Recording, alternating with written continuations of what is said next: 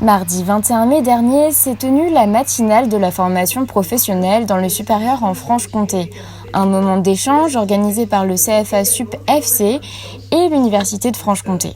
Au cœur de cette réunion, les impacts de la réforme de 2018 sur les différents acteurs, entreprises, financeurs et organismes de formation. Nous avons organisé cette matinale dans le cadre de la réforme sur la loi pour la liberté de choisir son avenir professionnel. Et dans ce cadre de cette nouvelle loi, les interactions entre les différents partenaires donc vont changer. Et il était important que chacun puisse identifier quels étaient les nouveaux acteurs. Ça a été un des principaux fils rouges, on va dire, de cette matinale. La réforme invite également à se réinventer. Et pour le CFA, par exemple, il est fondamental d'innover, de trouver de nouvelles solutions. Ça veut dire qu'au niveau des CFA Sup, il faudra trouver de quelle façon on pourra interagir avec nos partenaires principaux, qui sont l'université et le CNAM, pour pouvoir aller dans le sens de la réforme. La loi pour la liberté de choisir son avenir professionnel a été promulguée le 5 septembre 2018. Mise en application dès cette année, elle transforme l'apprentissage et la formation professionnelle en France.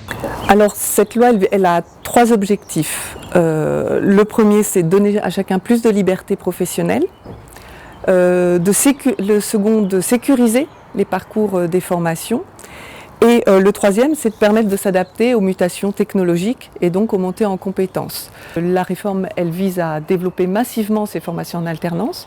Donc on se doit, tous les acteurs, de faire en sorte que ce projet réussisse, à la fois pour les individus qui sont actuellement en activité, pour les demandeurs d'emploi et aussi pour nos jeunes futurs diplômés. Donc en ce sens-là, il y a un gros enjeu sur l'alternance. Sur la formation des individus, eh bien, on revisite totalement la manière d'envisager la formation. C'est-à-dire que ce compte personnel formation, c'est aussi derrière, c'est une application, comme on achète ou on réserve une chambre d'hôtel. Donc c'est vraiment un produit de consommation et produit de consommation qui vise à la montée en compétence des individus dans le domaine qu'ils souhaiteront envisager, alors soit de manière indépendante, soit de manière concertée avec leurs employeurs. Un autre point en termes de modifications attendues, c'est sur les plans de développement des compétences. Donc le plan de formation des entreprises devient un plan de développement des compétences et un accompagnement des petites et moyennes entreprises sur cet aspect formation.